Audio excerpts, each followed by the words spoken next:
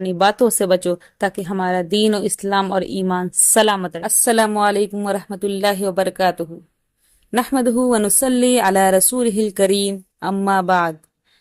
معزز ساتھیوں اور ہماری پیاری بہنوں، آج کے اس ویڈیو میں آپ کے سامنے جس موضوع پر لب کشائی کرنے جا رہی ہوں وہ ہے فضول باتوں سے اجتناب۔ بسم اللہ الرحمن الرحیم۔ تمام تعریف اللہ کے لیے ہے جو رشد و ہدایت کی راہ دکھاتا ہے اور اپنے بندوں میں سے جسے چاہتا ہے اس پر گامزن کرتا ہے۔ میں اللہ تعالیٰ کی حمد و ثنا کرتی ہوں اور اس کا شکر ادا کرتی ہوں، اور میں شہادت دیتی ہوں کہ اللہ کے رسول حضرت محمد صلی اللہ علیہ وسلم اللہ کے بندے اور اس کے رسول ہیں۔ الہی تو اپنے ایسے خیر خواہ اور امانت دار بندہ و رسول پر اور ان کے آل و اصحاب پر اور پیروکاروں پر درود و سلام نازل فرما۔ اما بعد، اللہ کے بندو، اللہ کا تقوی اختیار کرو اور اس بندہ مومن جیسا عقیدہ رکھو جو یہ یقین رکھتا ہو کہ اللہ تعالیٰ اس کے ہر چھوٹے اور بڑے عمل کا محاسب اور اس کے ہر معمولی اور غیر معمولی گفتگو کا نگراں ہے۔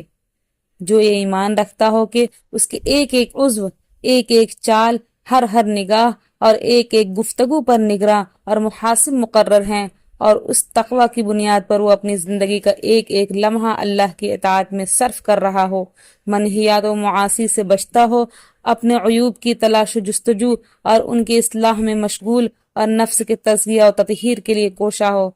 ارشاد الہی ہے، قد افلح من زکاہا وقد خواب من دساہا۔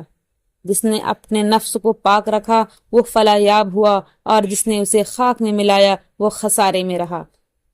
تزکیہ نفس کا طریقہ یہ ہے کہ اچھے اعمال انجام دیے جائیں، محرمات و منہیات سے اجتناب کیا جائے، اور نفسانی خواہشات میں پڑنے سے نفس کو باز رکھا جائے۔ رسول اکرم صلی اللہ علیہ وسلم اپنی امت کی بہتری کی نہایت خواہش مند تھے۔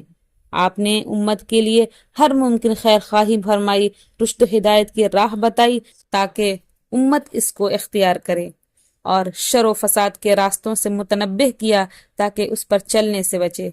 ارشاد گرامی ہے، من حسن اسلام المرئی ترکہ ما لا یعنیہ۔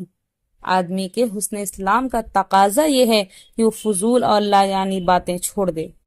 حدیث پاک کا یہ مختصر سا جملہ اپنے اندر دنیا و آخرت کی بھلائی سموئے ہوئے ہے، کیونکہ ایک آدمی جب فضول کام اور لا یعنی باتیں چھوڑ دے اور صرف ضروری اور مفید قول و عمل پر اکتفا کرے تو اس نے گویا اپنا اسلام مکمل اور بہترین بنا لیا، کیونکہ اسلام کا تقاضا یہ ہے کہ آدمی واجبات کی تعمیل اور محرمات و منہیات سے اجتناب کرے، جیسا کہ رسول اللہ صلی اللہ علیہ وسلم کا ارشاد ہے، المسلم من سلم المسلمون من لسانہ و یدہ۔ مسلمان وہ ہے جس کے ہاتھ اور زبان سے مسلمان محفوظ رہیں۔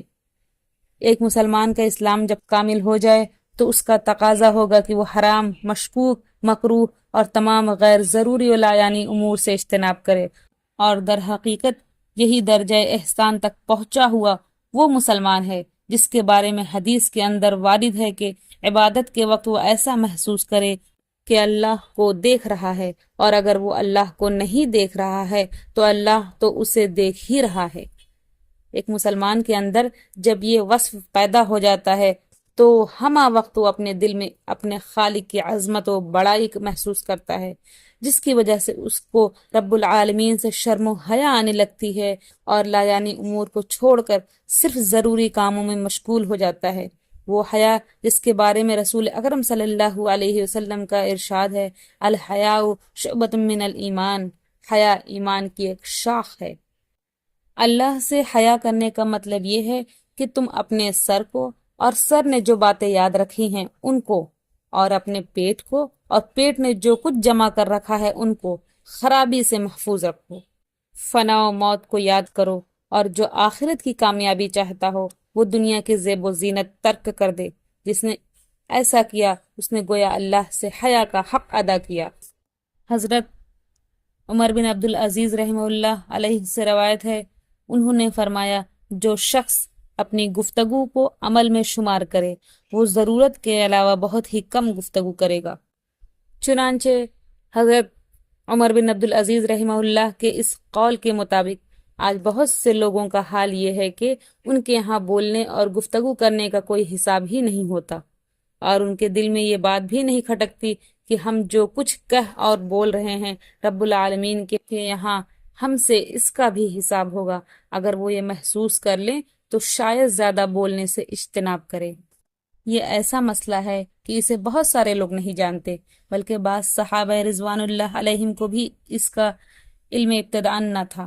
چنانچہ حضرت معاذ بن جبل رضی اللہ عنہ کو یہ بات معلوم نہ تھی، یہاں تک کہ رسول اللہ صلی اللہ علیہ وسلم سے دریافت کیا، اے اللہ کے رسول، ہم جو کچھ بولتے ہیں کیا اس کا بھی مواخذہ ہوگا؟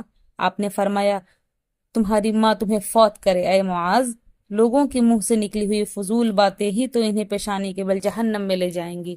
حضرت انس رضی اللہ عنہ بیان کرتے ہیں کہ رسول اللہ صلی اللہ علیہ وسلم کے اصحاب میں سے ایک صحابی کا انتقال ہو گیا تو کسی کے منہ سے یہ جملہ نکل گیا، تم جنت کی بشارت لو۔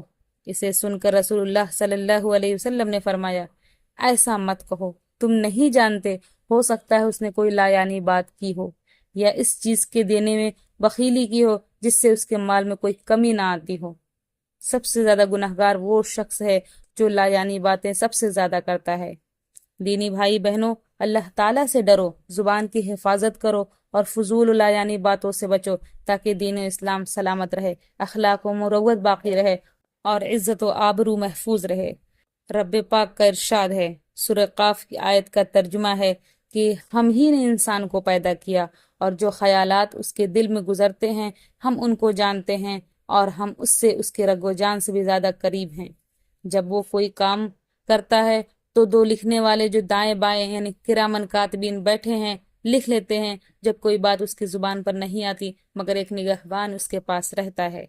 برادران اسلام، اللہ تعالیٰ سے ڈرو، زبان کی حفاظت کرو اور فضول لا یعنی باتوں سے بچو، تاکہ ہمارا دین و اسلام اور ایمان سلامت رہے۔ السلام علیکم۔